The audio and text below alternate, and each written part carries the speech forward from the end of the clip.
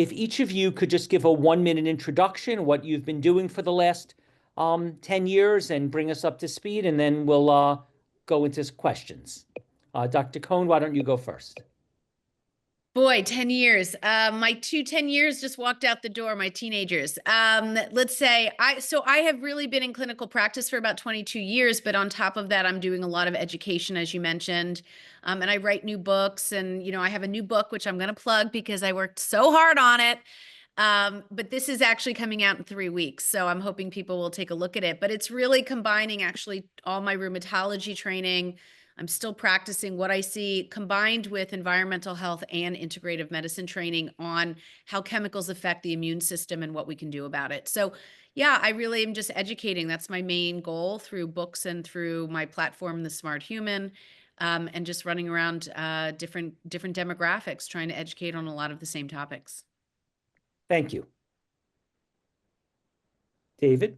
Yes, it's my turn. Well, what have I been doing the last 10 years?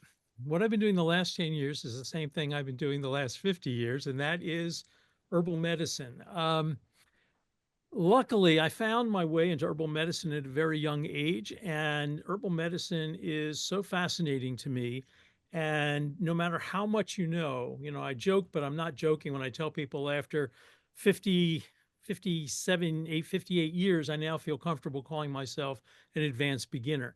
It doesn't matter how much you know, it's still a fraction of what there is to know. And so I am constantly, whether it's teaching about herbal medicine throughout the US, Canada, Europe, occasionally still seeing patients.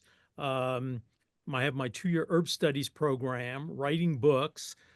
So everything I do revolves around herbal medicine and trying to get the word out. Because when I started studying herbal medicine, when people say, "What do you do?" and I'd say an herbalist, they'd look at me like I just told them I was an alien from another planet. It was like, what? And the good news is herbal medicine has become more popular over these last 50 years. But while certain herbs have become popular, most people still don't really understand what real herbal medicine is. And so that's one of my goals, is to educate as many people as possible how these can help to make your life better, physically, emotionally, as well as even spiritually. Great. Thank you very much. So just to get started, Dr. Cohen, we had a panel with Anthony J., Michael Connett, Nathan Donnelly, and Zen Honeycutt. And then we had another panel with Stephanie Senoff, Jeffrey Smith, and Michelle Perro. And between the discussions on atrazine and glyphosate, I feel like this topic is very different than I would have thought it was years ago. Years ago, it seemed like all we had to do is, eat organic and avoid, lawn chemicals, and we were, maybe okay. Now, the way they are speaking, that even if you're eating a whole food plant-based diet, if you go to a restaurant, the lentils and the chickpeas have glyphosate on them, that they finish them, even they finish them with glyphosate, and that there's chemicals in everything, and there's chemicals in your dry cleaning, and there's everything and everywhere. And the days of being able to make this like a side topic that you kind of mention and tell everyone just try a little harder, it seems like that's not realistic. It seems like if glyphosate is in our water and our air and our food, and there's plastics and microplastics, it seems like this needs a much, much higher level of urgency in the general public, in the medical field, et cetera. So what are your thoughts on why did you write this book, and how serious a topic is this for people to consider? So great point. And I know some of those names that you mentioned, really smart, interesting people.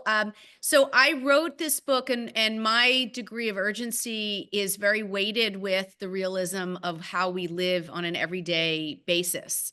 I color my hair. My kids play lacrosse on artificial turf.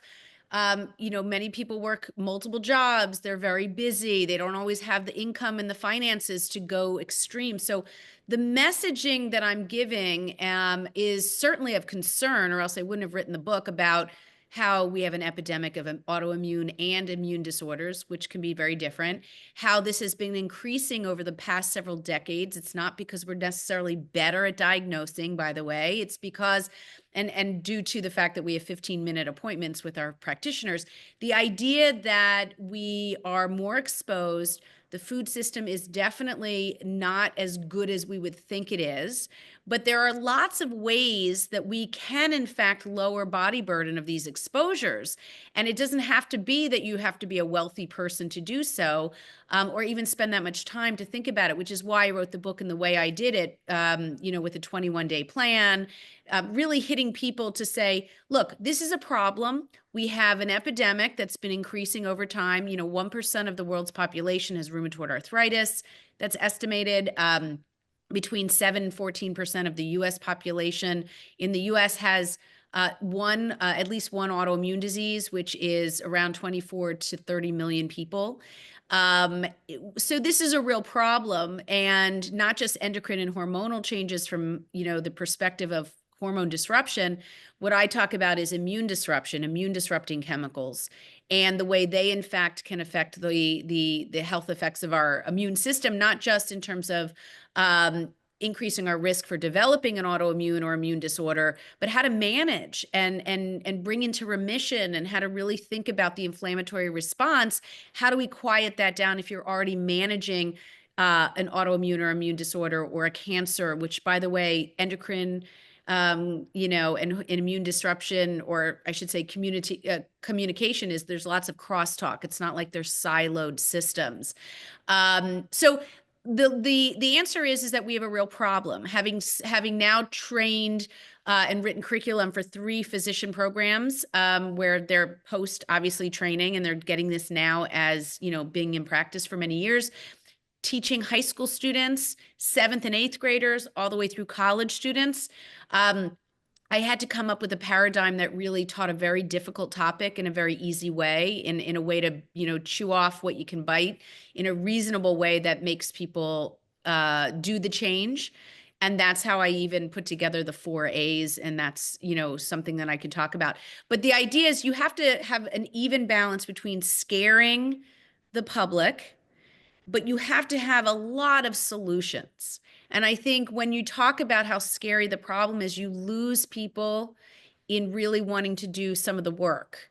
And that's what I do. I'm trying to give people all the solutions so that you can actually take on this topic, which is difficult, and do it in a way that's reasonable. It's a journey for everybody, but you want to feel empowered, not victimized by the current situation. Good. It makes sense. Very, very thoughtful what you're saying. I agree. David, I guess, although you've spent 50 plus years studying herbalism, and it's unbelievably impressive, and we're grateful to you for doing it and sharing your knowledge, most people aren't trying to be herbalists. What they really just want to know is, is there some herb I can use to prevent me from getting sick or to cure my specific health issue? So to what degree can herbs replace medicine or replace the medicines that we're currently using? How would you like us to think about herbs? Is this like, should we think of it like broccoli, like a preventative thing? Or should we think of it like medicine, that it could actually solve specific problems? How should we think about herbs and herbal medicine? Both. So first off, it's important to understand that herbal medicine can be used in 2 basic ways. It can be used allopathically, where you're using this herb for this disease. That is not where herbal medicine works best. So, for instance, you have situations like people have all heard St. John's wort is the depression herb, saw palmetto is the prostate herb, black cohosh is the menopause herb. There's only one problem with each of those statements. They're wrong, oh yes, and wrong.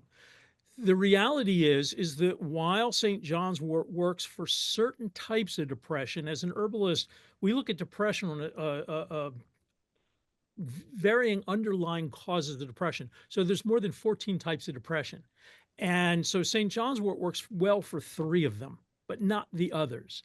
And so as an herbalist, the best herbal medicine doesn't really focus in on disease, it focuses in on the person. So if you want to be a great herbalist, you don't treat diseases, you treat people. It's not that we're unaware that a person has a disease. So Dr. Cohen's just talking about, for instance, autoimmune diseases, which of course are becoming increasingly frequent. And yes, there are herbs you could use in a sort of a this for that disease mode, but that's really not how it works. So for autoimmune diseases, we have groups of herbs, for instance, what are called immunoregulatory herbs. These are herbs that inhibit inflammation, downregulate the immune system, but they're not immunosuppressive, and they help prevent the deposition of immune complexes, which is where a lot of the damage of autoimmune diseases come from. We also have another class of herbs called immune amphoterics. These are herbs that help to re-regulate the immune system, whether it's hyperactive like allergies, whether it's hypoactive like cancer, HIV, AIDS, or chronic fatigue immune deficiency syndrome, or whether it's both hypo and hyperactive, which is where you see most autoimmune disease. And so we have these categories, but then it's not just like pick one from category A and one from category B. We actually are trying to match it to the specific person that we are treating, the specific symptom picture they're experiencing. And so you could have 5 people all diagnosed with rheumatoid arthritis. They're not 5 rheumatoid arthritises, and they're going to get 5 very different protocols. There will be parts of them that may overlap. So with herbal medicine, I think the important thing to understand is it's a different paradigm. It's a different way of looking at the person and the disease process. And we can use herbs, number one, to maintain health. We can use herbs for their preventative effects. I know the speaker that was on just before we started was talking about purple fruits and vegetables. And, so we can use things like that, which have high levels of proanthocyanidins, flavonoid compounds and phenolics to help reduce our risk of cancer, reduce our risk of autoimmune disease, reduce our risk of Alzheimer's. It doesn't mean you won't get it, but again, you can reduce the risk. And then we can use herbs very specifically to actually treat a specific person. And I would just mention one last thing. Dr. Cohen was talking about, your question about environmental toxins and environmental pollutants. There is a category of herbs, this doesn't exist outside of the herbal world, called alteratives, not alternatives, alteratives. And these are herbs that enhance the body's major eliminatory organs to enhance healthy, normal eliminatory processes. So as an herbalist, for instance, if I have somebody with an autoimmune disease, or I have somebody with any number of conditions that are affected by the environment, these are herbs that we tend to use a lot of to enhance the body's ability to eliminate metabolic wastes. Thank you.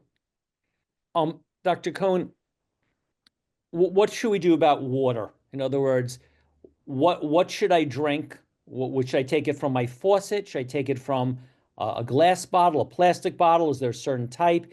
And does it really matter? I mean, is it such a big deal? It's just water. Can I just, go to the sink and fill it? Is this the big concern? What's in the water? Like what's going on with water?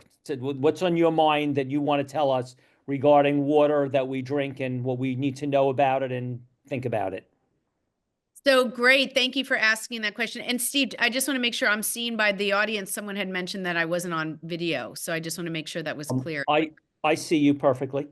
Oh, okay, good. All right. So water has become, interestingly enough, having done this work for 15 years about food quality and chemicals and cosmetics and personal care and cleaning products, water, no pun intended, I guess, has risen to the top of one of my biggest concerns. And the reason being is by volume, it's one of the largest volume substances that humans consume and have been consuming for millions of years. It's not to say food is insignificant, but water, since we're made up of 85% water in general, we have to really think about getting this right, but most people don't think there's an issue. I think that's one of the big disconnects with this topic, is that we don't think there's an issue until we know better. And when we know better, we do better. Drinking water in the United States is pretty dirty. It's not a third world country level of dirty, but it's pretty darn dirty. And the reason being is that it's held under, basically oversight of the 160,000 wastewater treatment plants across the US that actually service about 85% of the US population for drinking water, only follows a law called the Safe Drinking Water Act from 1974. And under that act, only 91 chemicals are actually looked at in terms of measured and tested regularly for what's called a maximum concentration level of only 91 chemicals. 91. And that's still, since in 50 years, that hasn't really changed at all. There was some legislation to get some 6 PFAS chemicals, the forever chemicals, in the fall onto that list, but we have 15,000 PFAS chemicals estimated. So 6 is just a drop in the bucket. So the idea is, and in all the work I do, it's really, are we going to wait for regulation?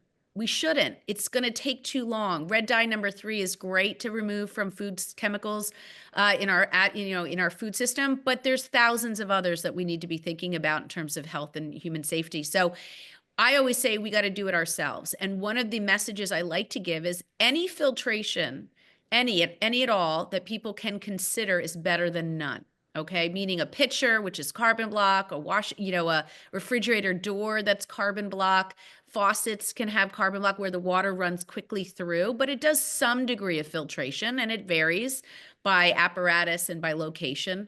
But when people want to start to think more aggressively about cleaning their water, then you're looking at more reverse osmosis, because the technology, which is remarkably, basic in the idea that it's a very small pore size material that water runs through, and it takes longer to go through because of all that surface area. The idea is reverse osmosis catches more compounds that are harmful to the human body. Certainly the ones that aren't even under the 91 chemicals under the Safe Drinking Water Act. So, we'd have estimated 95,000 chemicals that get into our water system through sewage, through lakes, streams, aquifers, air quality issues. They land on water, and water goes through our water systems that become our drinking water. So when we think about it, we want to really fix the problem when it hits your home, no matter whether it's a well or it's a municipal treatment plant. When water hits your home through those pipes in the kitchen, that is where you have the greatest control over those exposures by getting some type of filtration system. Reverse osmosis is what I recommend, because the price points I've watched over a decade have come down to such a reasonable, like $275 for a very decent one, that you can put under your kitchen sink. A plumber is $150 for an hour to put it in. So there's all different types. You have to do a little, in the book, I have a whole chapter on this topic, because I want people to fully understand why it matters so much, and also how to choose your best filter. So it's a big topic, but, I kind of really simplify it without sharing brands or endorsements. It's not about that. It's about really understanding the system and understanding what to buy based on your own family's needs. But that's my answer, is really, I never thought twice about water. Water comes in a restaurant, plops on your table, you drink it. You don't know where that water comes from, right? Toilet water, whatever. We take water for granted. Often we take sleep for granted and some other things, but we take water for granted, and we spend a lot of time focusing on food quality, macros, diets. Water, I think, is one of the most underrated, underappreciated contributors to human health issues that we have. Would you recommend a water distiller? So distillers are interesting because they come in, they're all different types, but distillers is, unless they have some type of component that really can be third-party tested for removing many of the chemicals, like volatile organic chemicals, for instance, are volatile. So you have to be careful of the volatile ones when you're distilling. Also, you may not get the aggressive nature of a reverse osmosis benefit. And so again, I can't speak to that as a general rule. I can tell you reverse osmosis, if it's truly reverse osmosis, by definition, it's based on pore size. And that is a very specific component of even a distiller unit. So there's different add-ons that you can get for different, filters. Thank you. David, so we have a lot of people who watch this conference and watch the videos after, and everyone has a different concern. Some people, it's their heart. Some people, it's their bones. Some people, it's their liver, their kidney, their adrenals, their thyroid. Everyone's got a different body part or something that is on their mind that they've been told to keep an eye on. So how do we approach this from an herbal point of view? Do we need to find an herbalist, tell them our symptoms, and have a discussion? Are there some basics like, in the vitamin world, they say everyone should take B12 and you need a DHA, EPA, and there's some basics. Like, is there some basic things that everyone should take, some basic things that every woman should take, or how do we approach this so that we can manage whatever it is that's concerning to us? Well, I think, again, there's multiple ways I can answer that. First off, let's think about food herbs. My Aunt Edna, who was one of my early teachers, used to say that herbs or plants affect people in one of three ways. They act as a food, a medicine, or a poison. So, with our food herbs, we are talking about not only things you think of as food, like blueberries or garlic or onions or cinnamon or ginger, or almost everything in your spice cabinet, with the exception of cream of tartar and salt. Those sorts of things can be, for the most part, they are generally very safe. They can be used in cooking. People can make teas. Those can be used on a regular basis. And many of them, especially your spices, as well as your highly colored fruits and vegetables, have lots of benefits because of their constituents, especially the phytochemicals that are what are quote unquote known as antioxidants. Now, of course, antioxidants actually, for the most part, don't work the way people think they do. They actually upregulate genes called the antioxidant responsive element. So, what does that mean? It means they act as systemic anti inflammatories. And when we realize that almost all the diseases that you mentioned, or the conditions that affect the organs you mentioned, whether we are talking about heart disease, whether we are talking about autoimmune disease, whether we're talking about osteoarthritis, rheumatoid arthritis, Alzheimer's, type 2 diabetes, metabolic syndrome, whatever we're talking about, they are all inflammatory oxidative conditions. So, number one, by just starting to include these things more in your diet on a daily basis, they can have significant benefits. Now, if you have something that is self limiting, meaning you have a relatively minor condition, then there are things that you can do. And there is a type of herb, a category of herb, which are known as tropho-restoratives. A tropho-restorative, think of it as a food for a tissue or an organ. There are different tropho-restoratives for different organ systems. So, for instance, hawthorn berry is a tropho-restorative to the cardiovascular system, the heart, the veins, the capillaries, the arteries, as well as the fascia and muscle tissue as well. So, for somebody, for instance, who has a family history of heart disease, in addition to paying attention to what you eat and exercising and getting regular, checkups with your general practitioner and things like that, taking something like hawthorn is not actually a bad idea. Because again, it has this beneficial effect on overall cardiovascular health. It inhibits atherosclerosis. It helps enhance endothelial function so that the veins, capillaries, and arteries can expand and contract as they are supposed to. And we have this kind of herb throughout, probably, for most systems in the body. My class the other day, I talked about adaptogens. And again, this is a term that is widely misunderstood, and a lot of people think it means they're some type of panacea. They're not. But adaptogens help us to adapt to stress. So while there is not a adaptogen, meaning one that everybody should take, there are adaptogens, especially if you are living the average American life, which seems to be an incredibly stressful life. There are things that you can take to help reduce the effects of stress, because adaptogens, in a sense, work as what is known as a eustressor. Think of it as almost like a stress vaccine. And so those are things that many people could take. Now, if you have a more serious problem, you have congestive heart failure, or you have rheumatoid arthritis, or you have Hashimoto's thyroiditis, which is an autoimmune disease, or Graves' disease, another autoimmune disease of the thyroid, then you need to be working with a clinician because those are really not appropriate for self-care.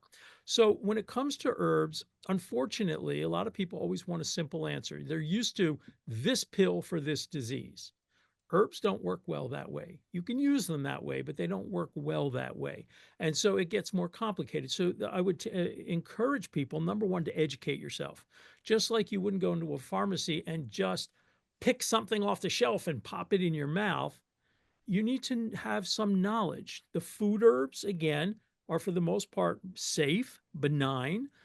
The medicine herbs, whether we're talking about a black cohosh or we're talking about, um, uh, something like, just off the top of my head, myrrh or something of that nature, these need to be used with more knowledge.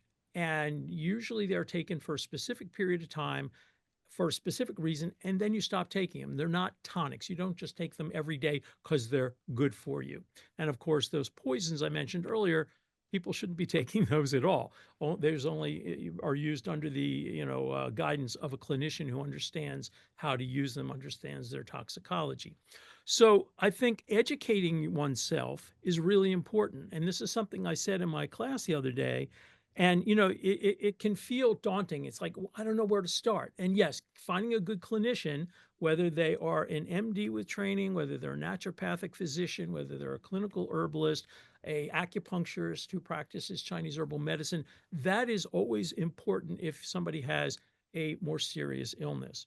But if you're going to use herbs on your own, start reading about them. And I would be, just say, a bit discerning. There's a lot of information out there. Not all of it is good. So stick with things that are written by people who have credentials, who've been doing this a long time, and read about it. If you have a garden, even if you have a deck out back, start growing some herbs. You can grow basil. Not only can you make pesto from it, but it also enhances digestion. You can start growing lemon balm, and not only can you make tea out of it, but it is a mild mood elevator. Who couldn't use these days a mild mood elevator? And so we have lots of things that people can gradually learn. You learn a bit about this one, you experiment with it, you practice with it, and then you move on. And so you don't need to know everything. Again, especially for self-limiting conditions or these food herbs, you just start working with them. And that will include things, again, ginger and cinnamon and chamomile and hawthorn and lemon balm and peppermint and spearmint. For the most part, these herbs are safe, they are mild, and they are effective. Thank you. Thank you, Dr. Cohen. What are some common sources of chemical exposure in our homes, and what safer alternatives can we use? Yeah, so first of all, we can make our own with very simple ingredients. Again, I put together do-it-yourself ingredients, but really just sharing now, it's just basically white vinegar and Castile soap and, coarse grain, kosher sea salt is very coarse for scrubbing, lemon juice. I mean, there's lots we could do with very, very simple ingredients. That's cleaning. If you're talking about disinfecting, which we saw an enormous number of harmful chemicals hit the market after COVID, those have quaternary, toxic chemicals. There's so many antimicrobials that we've been marketed to believe we need. We don't need to be antimicrobial. In fact, we live very well with very, healthy microbes on our skin and in our body. We don't want to be surrounded by antimicrobials also because, or antibacterial substances, because it also increases our drug resistance when we actually need an antibiotic, for hip surgery or prophylactic, or even when you actually have an active infection. So when I think about cleaning products, I think let's go back to basics. Let's think about what our grandparents used before this influx of crazy number of chemicals: a door cleaner, a sink cleaner, a window cleaner, a surface cleaner, a carpet cleaner. It's crazy. All we really need is one or two cleaners at most that can serve every part of our lives in every aspect of our lives. Then I also really encourage is if you're not going to make your own, which people are busy, I'm busy too. I don't make them anymore. You can really just look up certain very well vetted resources, which again, I have these things options in the book because I want people to know you don't have to be Martha Stewart. You don't have to be a toxicologist. You really just need the right resources if you're going to purchase, cleaning products that you don't want to make, or you can make them yourself with very, simple ingredients. And I think that that's really the message across the board is sources matter, vetted sources matter. You want to make sure that you're not going to TikTok or some of these other, areas where people are getting a lot of information, I think, that can harm them, including my kids, right?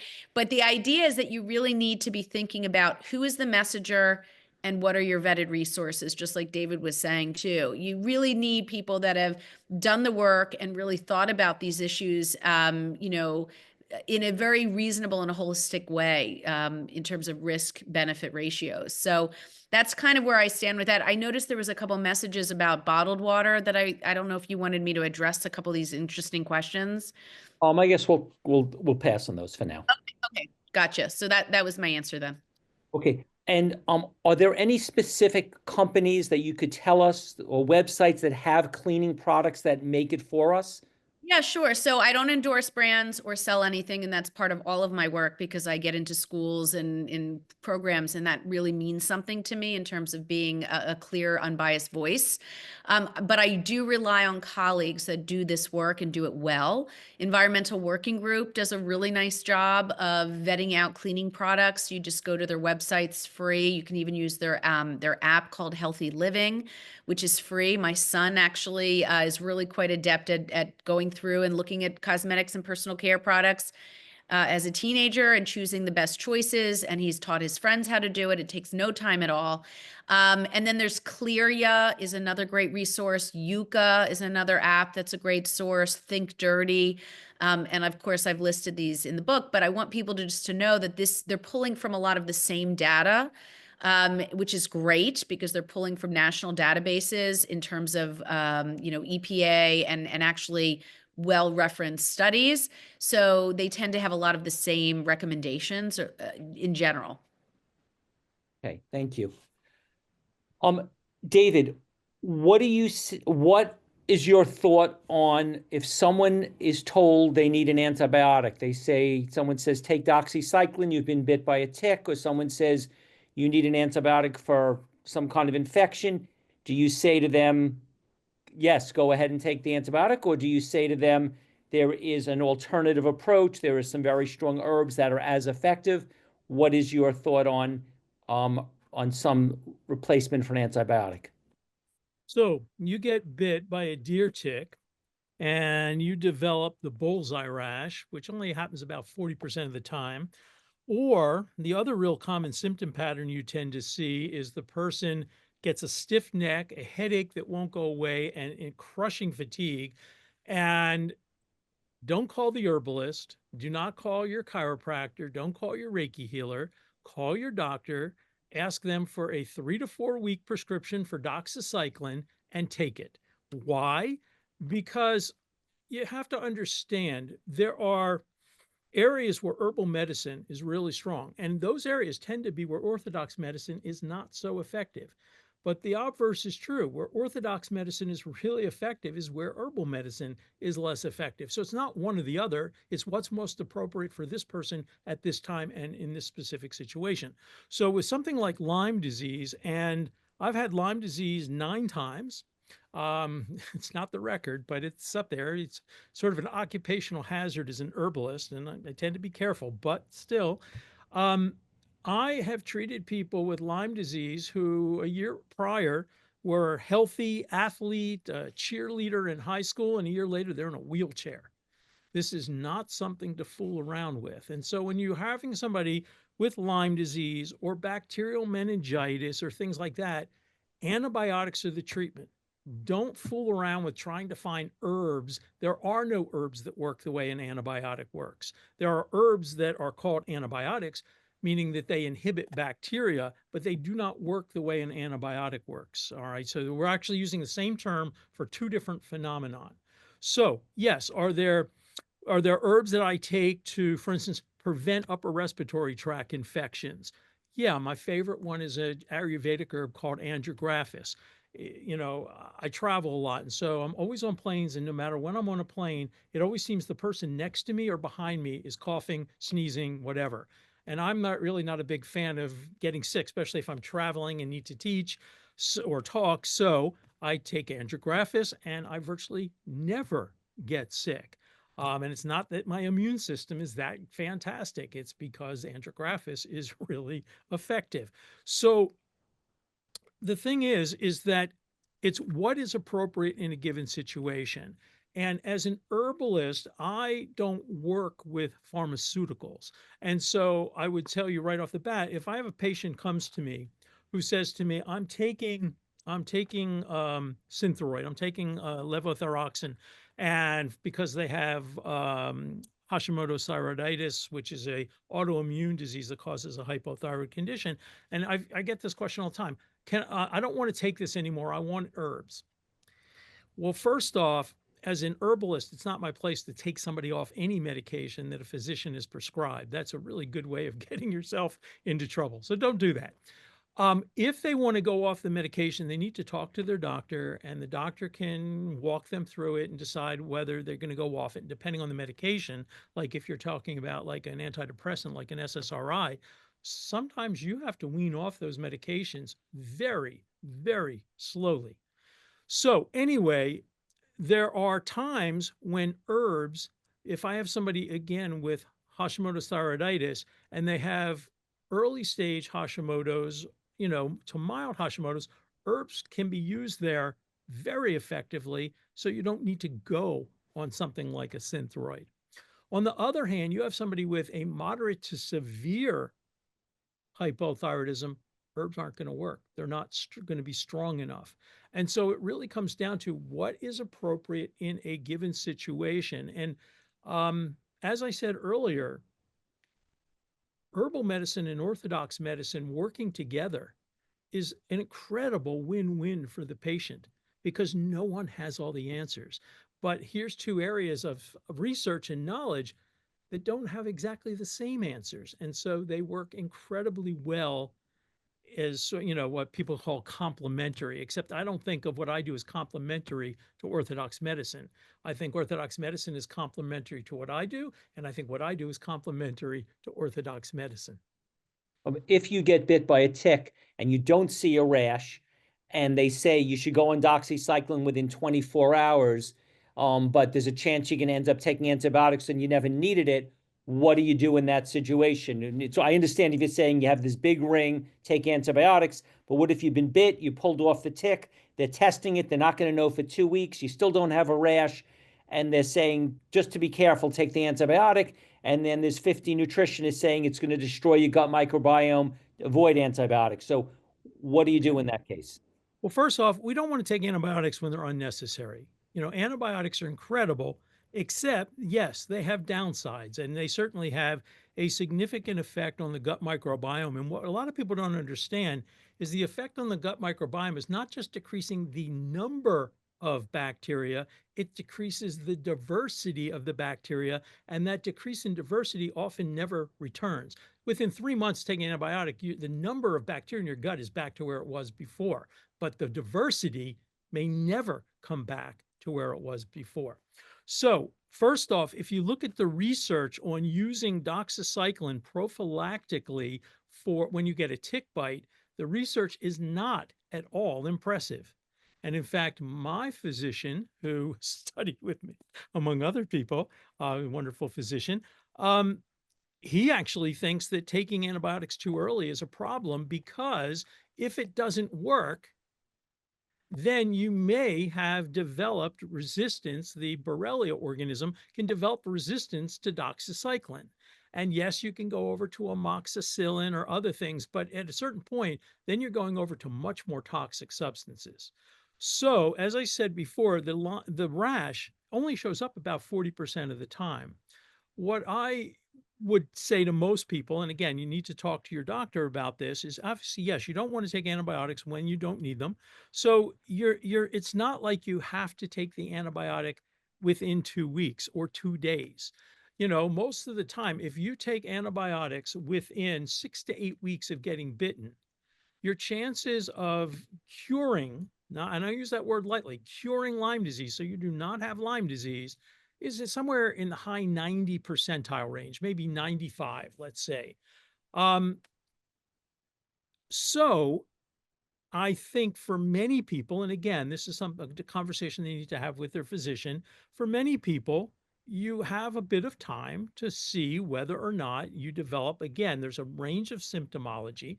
A lot of people don't get the rash, as to whether or not you develop symptoms. If you're still not sure, and of course that gives you time to test the tick. And in most states, certainly in Pennsylvania where I am, you can send ticks to the tick lab. They'll test it and they'll tell you whether it has Borrelia, whether it has babesiosis, etc. And which is great to know, because if it doesn't have Borrelia, one of the various strains, there's several, then you know you don't have Lyme disease. You could have Bartonella, but so I think that the rush, again, the clinical studies, and this is what really comes down to, the clinical studies on using doxycycline for 3 days after an initial tick bite was only 7% better than people who did nothing. Got it. It's not impressive. Thank you. Dr. Cohen, can you answer 2 questions? One, can you give us your thoughts on bottled water? Which is the best one? Does it matter if it's plastic in a glass bottle? Are there certain brands that are actually coming from better sources? And then 2, could you elaborate on the connection between environmental chemicals and the rising rates of autoimmune diseases? Okay, 2 big questions, but I'm going to answer the first one as quickly and reasonably as possible. So I was even just traveling, and I always give people, I post a lot on the Smart Human on my feeds, actively being in an airport and choosing from 50 different plastic bottled waters that you might have. One of the things that you can't control in that situation is microplastics, right? We can get exposed to somewhere between 240,000 to 500,000 microplastics in one liter plastic bottle. And, this is starting to become something that people think more about. But if you're choosing a plastic bottle, and that may be the case if you have access to only, no filtered water in the airport, which is something that's become more popular, and they have these LK, carbon block filter systems, and they even say how many plastic bottles they've saved you from using, which I think is pretty interesting. Those help you help to reduce the microplastics, right? You're taking your stainless steel or glass bottle with you. You empty it before security, or else they take your bottle, which could be $50. And then you get through security and you can fill it up on the other side. That's happening. And even my hotel, believe it or not, in LA had one of the same filters actually in the hallway. So I think that's becoming more and more pervasive. But if you're choosing plastic water bottles, number one, keep in mind that most bottled water is tap water. A lot of it is tap water. There's federal laws. By the way, it's covered by the FDA, not the EPA. So we have different standards for drinking water bottles and drinking water quality than we do for the water that comes through our sink, in terms of the wastewater treatment plants. That being said, it has much lower oversight. But one of the things I do tell people to choose, again, is really having control over your choices makes a very big difference, which is what I teach and what I write about. And when you're in the airport and you're looking at all these different water bottles, look at the back where it says ingredients. I mean, most people wouldn't even think to look for an ingredients label on a water bottle, but it will tell you how that water was cleaned. And it'll either say cleaned by distillation, municipal tap, believe it or not, which is a shocker, in a bottle, and then you're paying for municipal tap water, which you can get in the bathroom, or even reverse osmosis, which is an option. And you can choose between the aluminum cans, which may have their own issues with the plastic, an epoxy resin lining, or a plastic bottle. So lots of choices. But I would say look for reverse osmosis like you would for a filter in your home. Look for that in terms of bottled water when you have the chance to do so. And I've now gotten much more into using my stainless steel bottle in terms of refilling. It saves money, reduces microplastics. And hopefully that carbon block is a good enough filter at that moment in time for travel. Someone mentioned minerals. We do, humans do not and have never gotten their mineral sources from water. It is really from food. And when we make the argument, oh, reverse osmosis is dead water or it's not good for you, I would disagree with that. You have to remove the baby with the bathwater in terms of getting all of chemicals out. It goes by size for reverse osmosis, so it doesn't know a mineral or something maybe healthy for your body from something horrific or horrible for your body. It doesn't know the difference, so it goes by size, which means you have to kind of remove everything. So you can always have that water with a great salad, hopefully organic, if you can find, organic ingredients, which matters in the food system. USDA organic actually really matters. Frozen organic foods are far cheaper and available across the country in every big box store. And I encourage people to consider USDA organic frozen produce, which maintains its nutritional value, not just being reduced pesticide load, and not genetically modified. The second question you said, Steve, was is environment a big contributor to? The question was, um, can you elaborate on the connection between environmental chemicals and the rising rates of autoimmune diseases? Yeah, I wrote about it. And that's an entire book on the topic, actually. And the reason I mention that is because it took a long time to get to a place where I could pull the right data to really make the case. There is no question that we are seeing a rise in environmental in chemicals. Certainly, we have over 1,000 new chemicals that are added to the market every year that are untested, unregulated, have no required testing for safety or toxicity, particularly in vulnerable populations like children, pregnant women, immune compromised, the elderly. So they're filling our system. About 15 new polymers a week are getting patented. So there's really no shortage of flow of new chemicals into the market, into the stuff we love, into our household products. I live amongst everyone else too, and I'm managing the issue. But there is also associated data. I can't say causation from a human perspective, 100% on every chemical, but we see that there's an epidemic rise in many chronic health conditions, metabolic conditions, and certainly immune and autoimmune conditions as well. And this is globally because, we now have people who travel around the world, so we're not so much isolated anymore. So this data is pretty robust. And so the question is, if you can't turn off the faucet of chemicals into your environment, from a regulatory standpoint, and you can't wait for Godot and all these different things to get regulated and people fighting over what's right and what's wrong, and manufacturing and lobbyists and all that. The goal is to do it yourself. The goal is to do it for yourself. Do it now, because we don't want to wait the length of time it takes to remove one chemical at a time. It will never happen in our lifetimes and our kids' lifetimes. So you want to start thinking about this stuff now, not in any crazy freaked out way, but in a way that makes sense. Thinking about the quality and the quantity of foods you put in your body, the water, your surroundings. And I do like a 50-question assessment. It's a survey for anyone to kind of think about their environment, what they're walking through, so that they can see where the problems lie, and then they can just simply work on them. So you have to assess, you can avoid and swap, then add is what you add in nutritionally, add is what you add in from a sweat and sauna and detoxifying perspective. Add is spiritual, add is sleep quality and the glymphatic system. And then there's the allow. These are the 4 A's, by the way. The allow is really life, have birthday cake, eat that, go travel, have kids on lacrosse fields, get your hair colored if that's what you value, but do big ticket items where you think that they're appropriate and comfortable. Thank you. David, 2 questions. One, a lot of times when you speak to someone about herbs, they offer you a tincture and alcohol. And a lot of people find they don't think twice about it. But some people have been told that alcohol kills brain cells and it affects your mood, and they don't even want a little tiny bit of it. And then you go online and some people say you can burn it off in hot water, and others say it doesn't really work. What if someone didn't want alcohol and wanted all the benefits of herbs?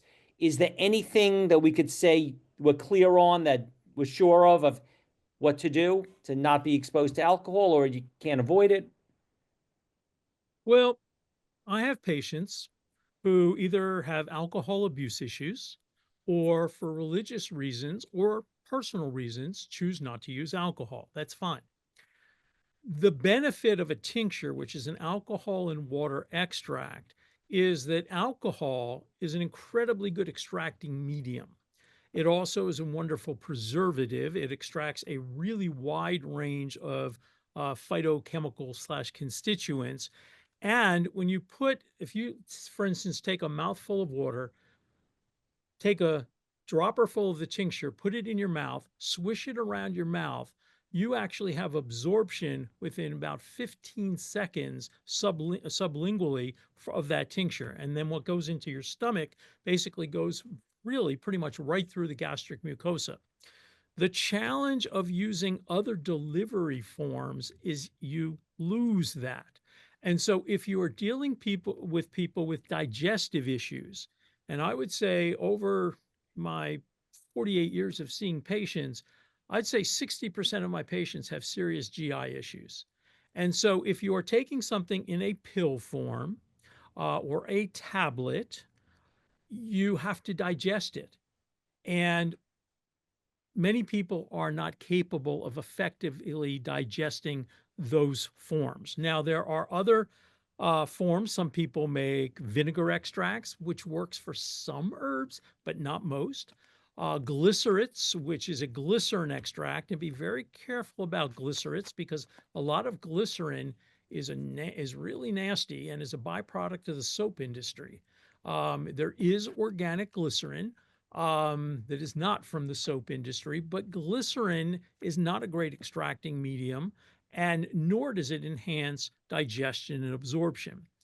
But again, and I wish, because I know that people are looking for simple answers, and I wish I could just give you a simple answer. The reality is you need to know your herbs. And what I mean by that is think of each herb having a personality like a person. And some people, are more sociable, some people less. Some herbs are perfectly fine as teas. And so if an herb is good as a tea and you can get that herb organically grown or consciously wildcrafted, and it's effective in a tea format, and the person is willing to take it in that format. A lot of times people say, people want what works best. Well, what works best is what you can actually get into the person. And the biggest issue for clinicians is patient compliance by far. Herbs don't work very well when they're sitting in a bottle on the shelf and the person hasn't actually taken it. So, I always ask my patients when I'm doing an intake, will you make teas? Will you take a tincture? And you find out what their limitations are. I also ask people, what herbal flavors, so don't tell me chocolate, because I don't consider that really an herbal flavor. What herbal flavors do you like and dislike? If somebody says, I hate licorice, then don't give them licorice and don't give them fennel seed and don't give them aniseed because they're unlikely to take it. So you really need to look at, is if for the herbs that we want to give that person, is a tea work best? Does a tincture work best? Does a glycerate work best? Does a standardized extract in a capsule or tablet work best? Does the ground herb in a capsule work best? And so there are multiple delivery forms, and then you have to match that up to what will the person do? Many, many years ago, this would have been back in the mid 70s. I was worked with probably all of the nutritionally oriented physicians in New York City at the time. And my job, they would come in with shopping bags full of vitamins. And my job was to explain to them why they were taking all this stuff. And of course, it was incredibly expensive. And what I noticed over a period of probably several years is a lot of these people weren't getting any better. They were taking lots of supplements. Their wallets were getting thinner, but not much else seemed to be changing. And not only is it really expensive to overload people with stuff, it also people develop pill fatigue. And again, some of those forms simply are not bioavailable. So figure out what somebody's willing to do. If you're going to do teas, generally speaking, for most people, you want to put all the stuff that tastes good in your tea. Why? Because people are more likely to do it. Now, every once in a while, you have a patient that says, I don't care what it tastes like, I'll take it. Oh, that's wonderful, but that's really rare. So you make all the good stuff in a tea, and then usually I'll give people, again, a tincture, possibly a glycerate, or other formats, and including things where you don't have to take it at all. So for instance, topical applications, aromatherapy in the form of essential oils. And by the way, for our listeners, do not put undiluted essential oils on your skin unless it's tea tree or lavender. Most essential oils are way too strong to be used undiluted topically, because there are people who recommend you sprinkle undiluted essential oils all over your body. That is a serious mistake. And I know people who've developed kidney damage from doing that. So do not do that. So there are multiple aspects of how we can get these herbs into the person we're working with. And it first starts out with talking to that person, finding out what they are comfortable with, and then figuring out which herbs are appropriate for that person and what works in that sort of cross section between their level of comfort and what is going to effectively provide that medicine.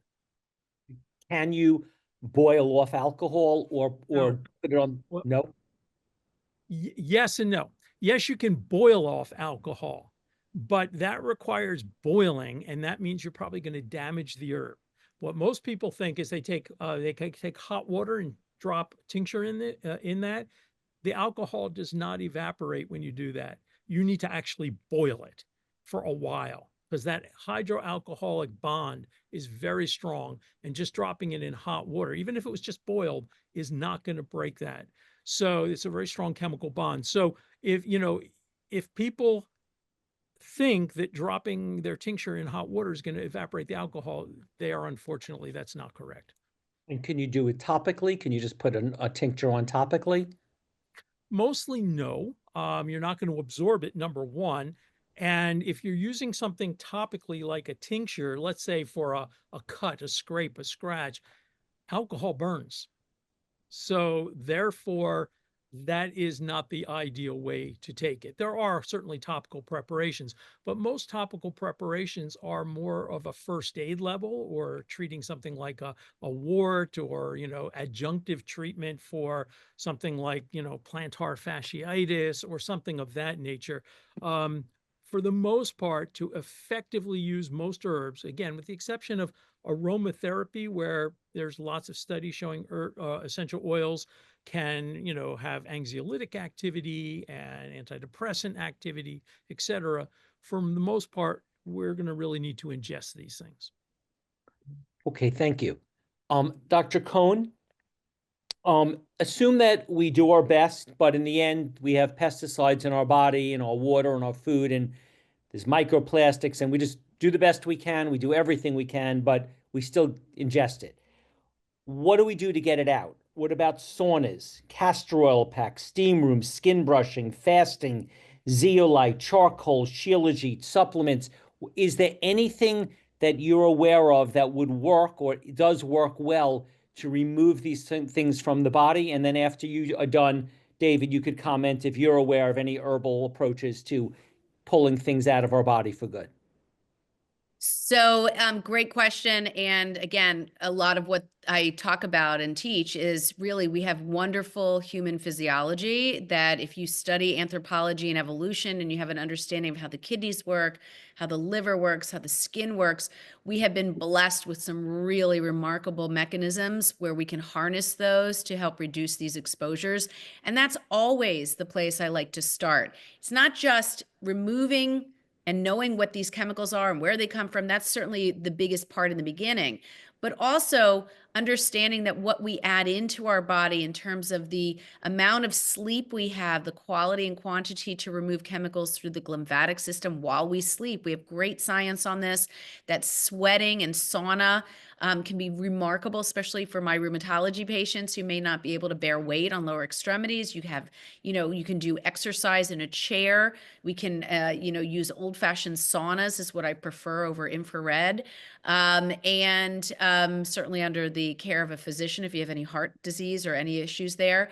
But the idea is that, we are often grabbing, as I think David was implying also, like sort of a quick fix, a pill, a this, a that, when really we have all of what we need to start really removing chemicals from our bodies, again, by stopping the waterfall into our body from choices we make and what we bring in our home and products we use, but also by what we add into our body in terms of lifestyle and behavior, sleep, sweat, managing stress management and affecting the gut microbiome, which is certainly sensitive to, stress and changes the pH of our gut. So stress is a big component of this.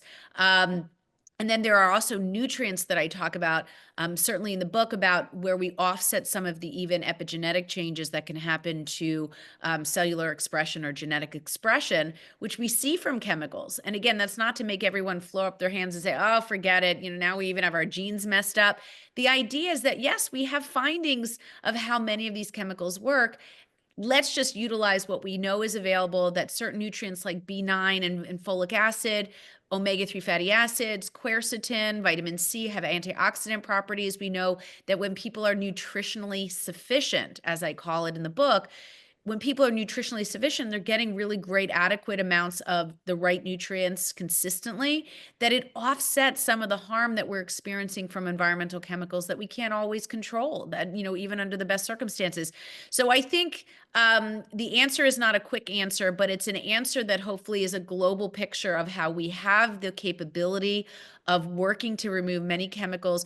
Blood flow through the liver, through exercise is remarkably helpful in terms of upgrading or upregulating stage 2 conjugation that breaks down chemicals. Cruciferous vegetables as a class of vegetables have sulforaphane and dimethyl. I mean, there's so many great compounds that are naturally in great quality, and I would argue, again, organic or at least washed produce, so that doesn't defeat the purpose, that really help us to break down these chemicals, and they're really in food. So, it's not as complicated as people think. You just need the right direction and some motivation and some consistency. And it's a journey. Like I said, people drop on, drop off. People go through life. Life is fluid in terms of access to food and location and all that.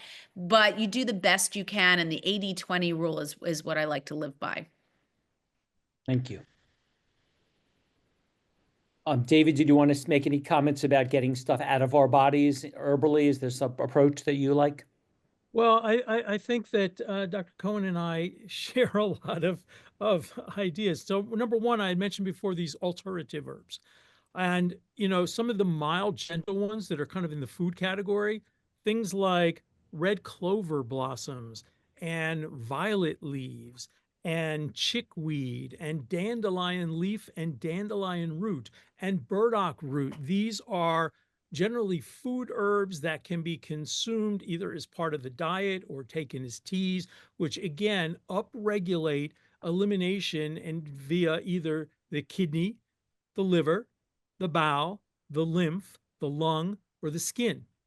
So that's number one. Number two, we have a wide range of natural substances that have been shown to bind endotoxins in the gut, to help bind and enhance excretion of heavy metals. So everything from garlic, well, eat more pesto. So things like garlic, things like apopectin, things like French green clay, and just don't use any clay because a lot of clay has heavy metals in it, but the French green clay is edible and it actually binds things. We have a number of nutrients, especially including calcium, which is an antagonist to lead, selenium and zinc. And I'm not telling people to take large amounts. You don't need a lot of selenium. 3 Brazil nuts a day pretty much gives you your selenium intake for the day.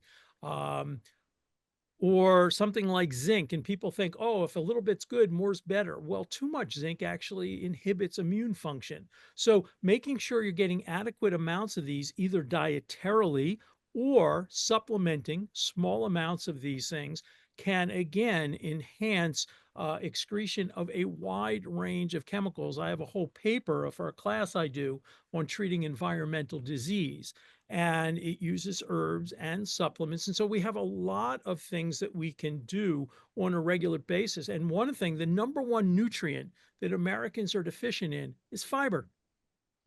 And good soluble fiber like psyllium seed or flax seed or chia pets, that's a joke, chia seed. Just having them, you take anywhere from a teaspoon to a tablespoon, You mix it in with some room temperature water. You let it sit for 5 or 10 minutes till it gets nice and what I like to call slimaceous, which is slimy and mucilaginous. And you mix it up and you drink it. And if you do that, not only does it help bind toxins in the gut and enhance their excretion, it also helps reduce postprandial blood sugar rise for people who have metabolic syndrome or who have type 2 diabetes. It also helps prevent reabsorption of metabolic wastes as well as hormones. It can help lower cholesterol levels. I mean, and so we were talking before, I was saying there's not a lot of things that are simple. This is really simple. And it's something that everybody can do, and it will enhance your overall bowel function. And, a lot of people have this idea. They'll say, when you ask them about their bowel health, they'll say, oh, I'm very regular. I go once a day. So what I'll say to them, well, try this. I want you to do what I call the beet test. I want you to eat a small bowl of cooked beets and you wait and see how long it takes to show up in the toilet. And you have to warn them because when the toilet water's red, they're not bleeding out, it's the beets. And so people who are really regular, it's not unusual at all for it to take 2 days to show up, 3 days to show up, 4 days to show up. And so that means they have a slow transit time, which then means there's increased basically reabsorption of bowel wastes into the bloodstream.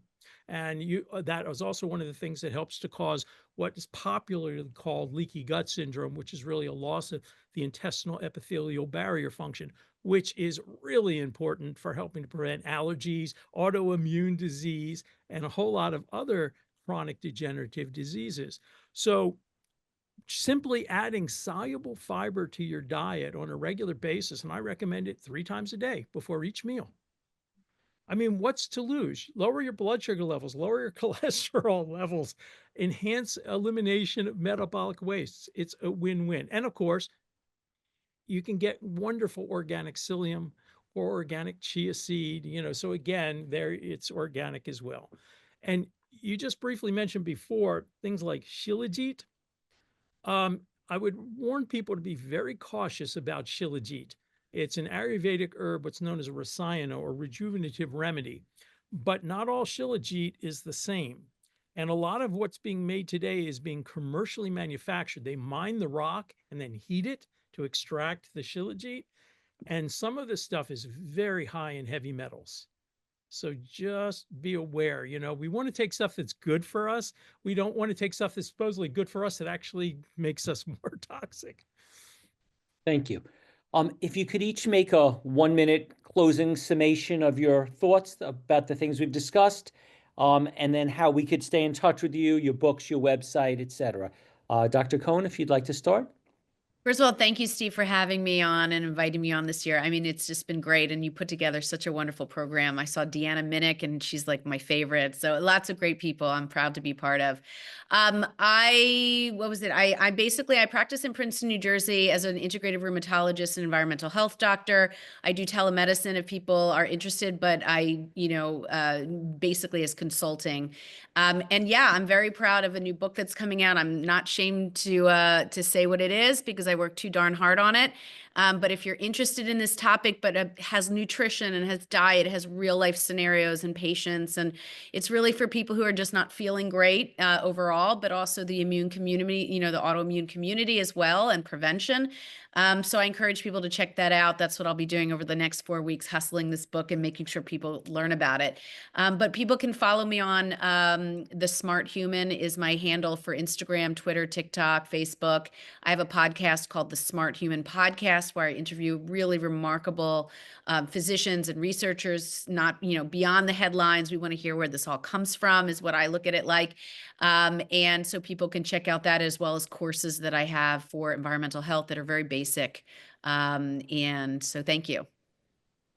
Great. And this is your website, Smart Yes. Human? Yes. And there's courses listed in there and people can jump on at thesmarthuman.com and also check out books I've written as well. Okay. And do you do consultations over the online? Yes, I do consultations online. I have a New Jersey state license, so it's really more consultations for anything beyond really close to Pennsylvania. You have to see me in person to really not lose my license. So it's the idea that those are consults to other to other states. But it's been very effective, and people from all over the country are, interested. So if that's something someone's interested in, that's available. Great. And And when my office website is alycohenmd.com. So I have two websites really. The Smart Human is my educational work and posts and interesting stuff, but my practice is Aly Cohen, alycohenmd.com. Thank you. Boy, that was tricky and you did it. Good. good. And when does your book come out? May 6th, but it is available for pre-orders now. So that's only 3 weeks away. Great. Thank you. Thank you. And David, what are your closing thoughts to leave us with, and how would we follow up and stay in touch with you and your books and your website? My closing thoughts are basically, well, first of all, thank you again for inviting me to be a part of this. I've really enjoyed being able to present to your audience. My closing thoughts are, when you talk to an herbalist like myself, again, it may sound overwhelming, it may sound confusing. And what I want to help people to understand is it doesn't have to be overwhelming, it doesn't have to be confusing. Start simple. Start growing things in your garden. Start reading about them. If you have local people doing herb walks, go on herb walks. Start increasing your knowledge, because there are so many things that you can do to live a healthier, better life that are simple things. And yes, somebody can take it much further, and if somebody wanted to become a clinician, whatever, that's all true. But it doesn't have to be. So as we talked about, like something like soluble fiber, it can be that simple. So I guess about me, my website is herbstudies.net, and and Herbalist and Alchemist. Herbalist and Alchemist is my company that makes herbal products. I generally don't do a lot of promotional stuff when I'm doing that, but the school is also herbstudies.net. We have a 2-year herb training program. I also teach all around the United States, Canada, and Europe. And so if there's going to be an herb conference near you and I'm teaching, please come over and introduce yourself and say hello. My book, well, I have 5, but the best-selling book is Adaptogens, Herbs for Strength, Stamina, and Stress Relief. And it is a wonderful way for people to learn basically what adaptogens are and how to integrate them into your life. And I was asked a question in my class the other day, is a general book for herbal medicine. If somebody knows nothing and wants to start using herbal medicine, this isn't my book. This is a book by a dear friend of mine, Rosemary Gladstar, who has a wonderful introductory book called The Family Herbal. And it introduces you to all the terminology of herbal medicine, how to make a tea, the difference between a decoction and an infusion, what a tincture is. And it's a really wonderful way to introduce yourself to what for many people is still really foreign. Most people in the dominant culture did not grow up using herbal medicine. And it's unfortunate, because in many parts of the world, herbal medicine is still the foundation of medicine.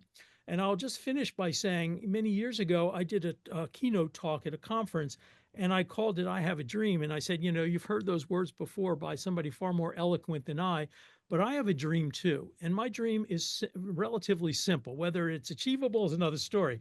But I actually would hope in my lifetime to see a time where almost every mom, dad, grandmother, and grandfather knows basic kitchen herbal medicine for their families, where there are community herbalists in every community and clinical herbalists in clinical settings, because in the United States, we spend more per capita on healthcare than any country in the world. Yet when we look at health measures, whether it's life expectancy, infant mortality, maternal mortality, all sorts of measures, with the exception of obesity and cancer rates, those were close to the top. But in all those other measures, we rank far below every other developed country in the world. And I honestly believe that really well done herbal medicine can be a piece, not the whole thing, but a piece of helping to create a sustainable practice of medicine in the United States. And so part of that is learning how to do this, learning how to do it effectively. If you read things online that sound too good to be true, they most likely are. Again, go with sources, people who've been doing this for decades. There's lots of information out there. Some of it is good, some of it is bad. And a lovely magazine that you can all read from the American Botanical Council is called Herbalgram. And even though they have some scholarly articles, it is designed for the layperson. It is actually beautiful to look at.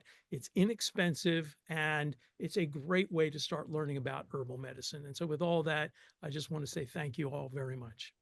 And do you do personal consultations if someone wants to an herbal consultation with you? I'm not taking new patients right now. I'm just way too busy. Well, thank you both. We really appreciate you sharing all this knowledge that you worked so hard and was so devoted to finding, and then sharing it freely with all of us. Very appreciated. If we could unmute everyone so everyone could thank you for also sharing your knowledge with them as well. Thank you for your work, so guys. much. Thank you. Yes, Thank you so much. Thank you. Thank you. Thank you. Thank you.